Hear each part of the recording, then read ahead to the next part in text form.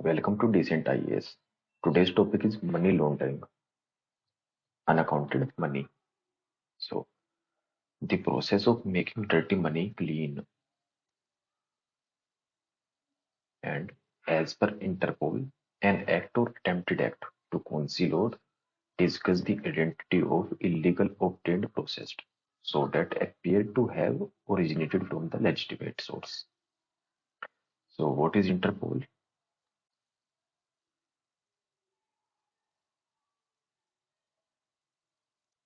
International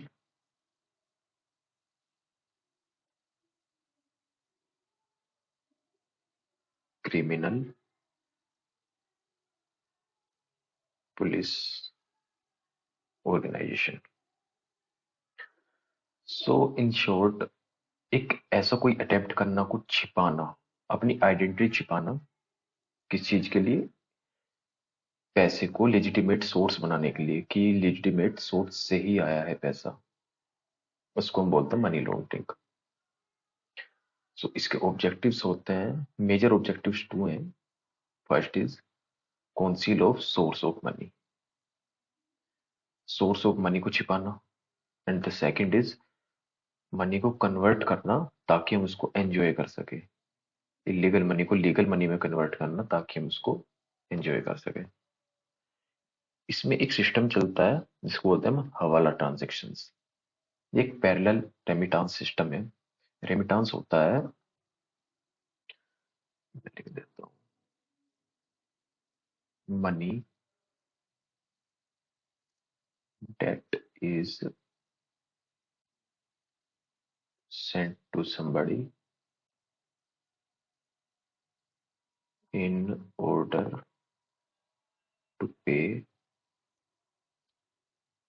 for something।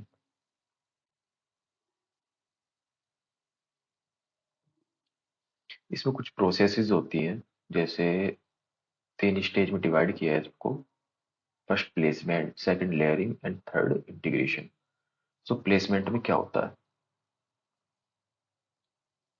Illegal source से money I, उसके बाद हमने उसको प्लेस किया, कैश में कन्वर्ट किया, या फिर कैश में ही इलीगल मनी को हमने कैश में ही लिया और उसके बहुत सारे टुकड़े कर दिए। जैसे कि फॉर एग्जांपल 15 लाख रुपए हमारे पास कहीं से इलीगली आए, तो उसको हमने 100 यूनिट्स में डिवाइड कर दिया, X1 X2 X3 X4। और ये यूनिट्स इक्वली नहीं हो, ऐसा जरूरी नहीं है कि ये इक्वल ही हो सकता है 15 लाख में से हमने 2 लाख किसी को दिए, 50,000 किसी को दिए, 10,000 किसी को दिए, किसी को 13,000 दिए। इस तरह से हमने उसको सर्फिंग कर दिया। इस प्रोसेस को बोलते हैं smurfing, sorry smurfing. And the second step is layering.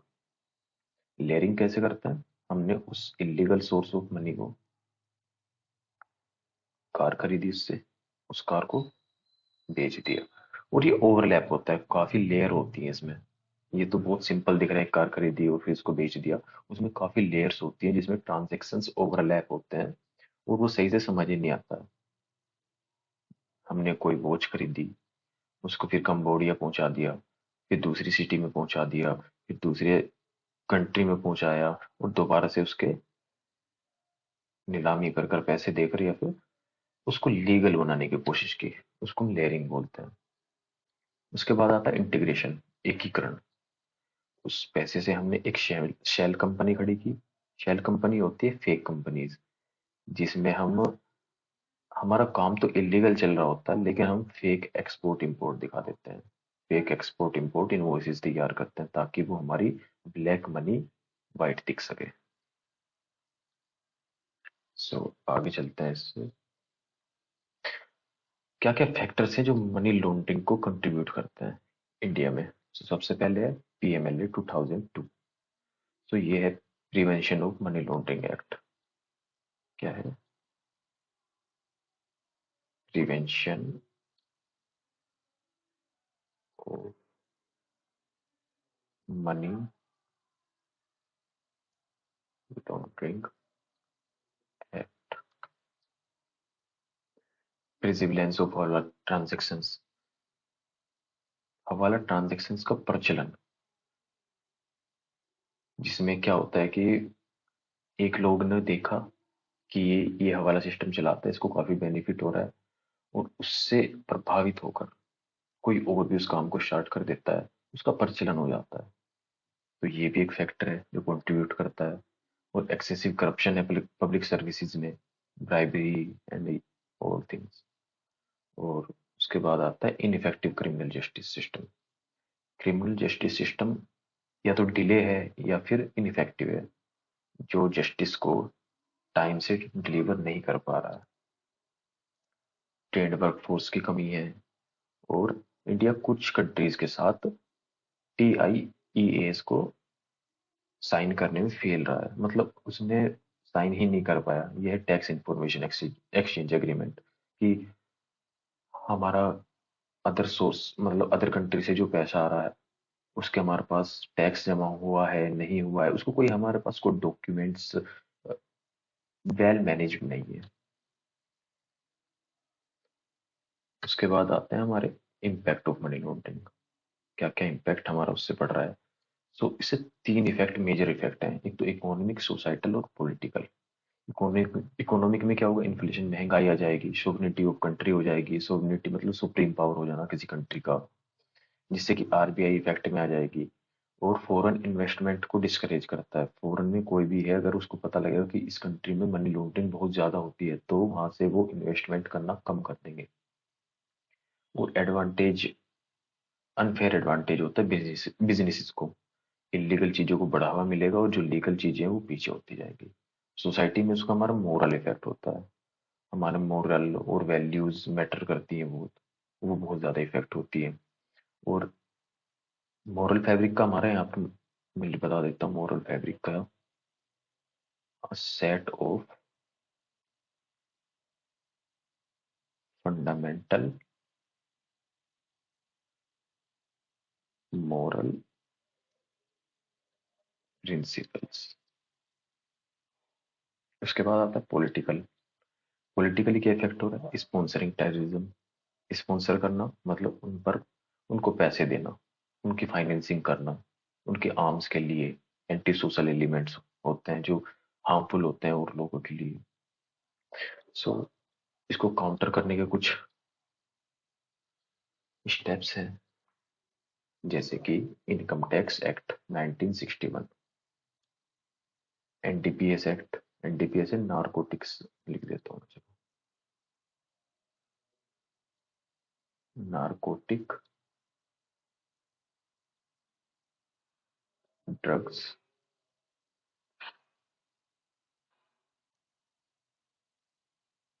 Psychotropic substances act 1985 में आया था।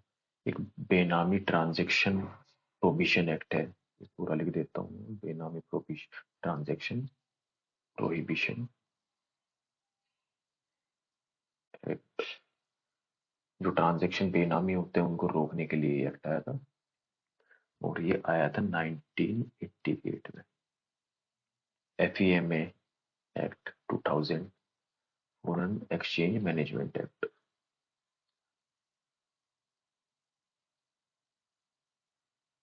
ये शॉर्ट फॉर्म में मैंने इसलिए लिखा है ताकि आपको रिवाइज करने में आसानी रहे। वन पेजर्स नोट से आपको रिवाइज करने में थोड़े, नोट्स थोड़े कम बनेंगे, और रिवाइज करने में आसानी होगी।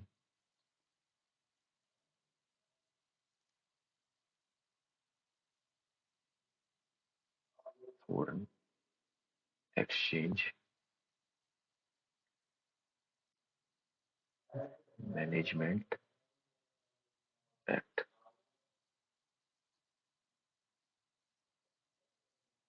Creation of FIU, financial intelligence unit. Mandatory KYC norms for customers. KYC हम बोलते हैं नो योर कस्टमर। जैसे हम आधार कार्ड को लिंक कराते हैं किसी भी ट्रांजेक्शन से पहले, या फिर किसी भी ऑफिशियल वर्क को करने से पहले,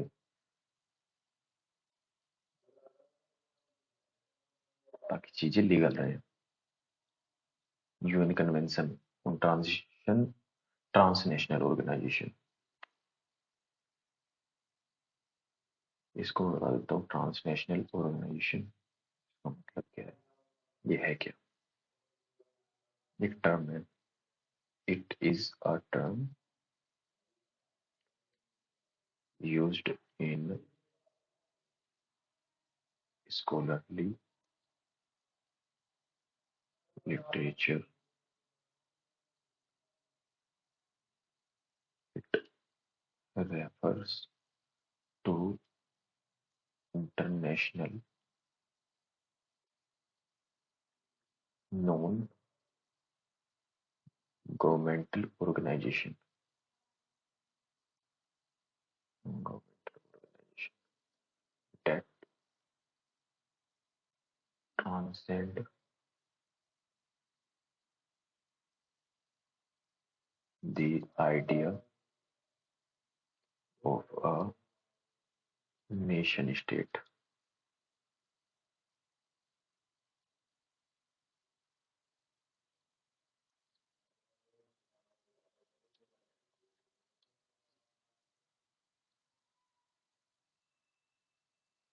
ट्रांसेंड का मतलब होता है बियॉन्ड द लिमिट।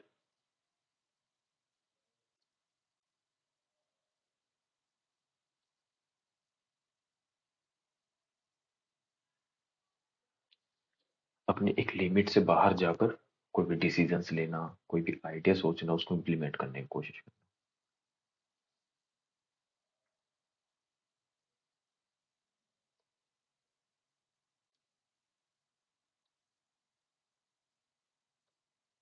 उसके बाद आता है सेटिंग अप एफएटीएफ। एफएटीएफ होता है हमारा financial action task force. Actually FATF के बारे में आपको अलग से पढ़ना पड़ेगा, उसके लिए मैं एक बाद में वीडियो ले आऊंगा, लेकिन मेरा सजेशन यही रहेगा कि आप एफएटीएफ के बारे में अच्छे से पढ़ें, किसी भी कोचिंग सेंटर के नोट्स से या फिर ऑनलाइन कहीं भी किसी भी वेबसाइट से, या फिर आपको मुझसे ही पढ़ना है तो आपको प्लेलिस्ट में जाकर इसकी वीडियो कुछ दिनों बाद मिल जाएगी। Financial action task force. उसके बाद आता है इंफॉर्मेशन शेयरिंग। ये एफएटीएफ का ही एक पार्ट है, उनका ही टास्क है इंफॉर्मेशन को शेयर करना, गाइडलाइंस बनाना, टेक्निकल असिस्टेंस को प्रोवाइड करना और सैंक्शंस लगाना। किन पर? एरिंग स्टेट्स पर। एरिंग स्टेट्स होते हैं रोंग, कोई भी गलत काम करने वाले स्टेट्स, कोई भी ऐसी ऑर्गेनाइजेशन, उस पर सैंक्शंस लगाना। कुछ चैलेंजेस है इसमें मनी लॉन्ड्रिंग से लड़ने के लिए, जैसे ग्रोथ ऑफ टेक्नोलॉजी। ग्रोथ कम है लेकिन कम है। लैक ऑफ अवेयरनेस है, लोगों को नहीं पता है कि टेक्नोलॉजी का यूज कैसे करना है। केवाईसी नॉर्म सही से नहीं है, लोगों की हमारे पास डिटेल सही से नहीं है। एंड कॉम्प्रहेंसिव अप्रोच का एक लैक करती है कहीं ना कहीं। कॉम्प्रहेंसिव अप्रोच का मतलब है कि एक वाइड स्कोप में सोचना और अच्छे से इंप्लीमेंट करना चीजों को, सभी पैरामीटर्स को देखते हुए, क्या उसके क्या प्रोन्स और कॉन्स हो सकते हैं। तो इसके बाद लास्ट आता है वे फॉरवर्ड। क्या करना चाहिए इस प्रॉब्लम से डील करने के लिए।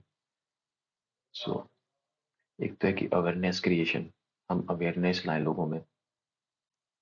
मोरली कर सकते हैं, उनके बिलीफ सिस्टम को चेंज करने की कोशिश कर सकते हैं, हालांकि वो काफी सालों में, उसको बहुत टाइम लगता है चेंज होने में, लेकिन स्टार्ट अभी से करेंगे तो हो पाएगा। और सेंसिटाइजेशन ऑफ पब्लिक और गवर्नमेंट ऑफिशियल्स, सेंसिटाइजेशन करना उनका जरूरी है। और बायलेटरल जो एग्रीमेंट्स हैं, उनकी जो नॉलेज शेयरिंग है उस पर साइन अप करें। मतलब जो एग्रीमेंट्स हम साइन करते हैं उसमें जो नॉलेज है उसको अच्छे से देखना, उसको इम्प्लीमेंट करने की कोशिश करना। और इंटरनेशनल ऑर्गेनाइजेशन है जैसे लाइक इंटरपोल, उसको और पावर देना, स्ट्रेंथनिंग बनाना उसको, ताकि मनी लॉन्ड्रिंग करने से पहले लोग सोचें और पनिशमेंट थोड़ी हार्श हो। And the last is should strive to implement FATF recommendations on a priority basis. हम एक प्रायोरिटी सेट करें। एफएटीएफ आपको पहले मैंने बताया था क्या होता है, आपको इस बार इससे रिलेटेड चीजें जरूर पढ़ लेना, ये इंपॉर्टेंट है। इसका मतलब होता है स्ट्राइव का मतलब to try hard, try very hard.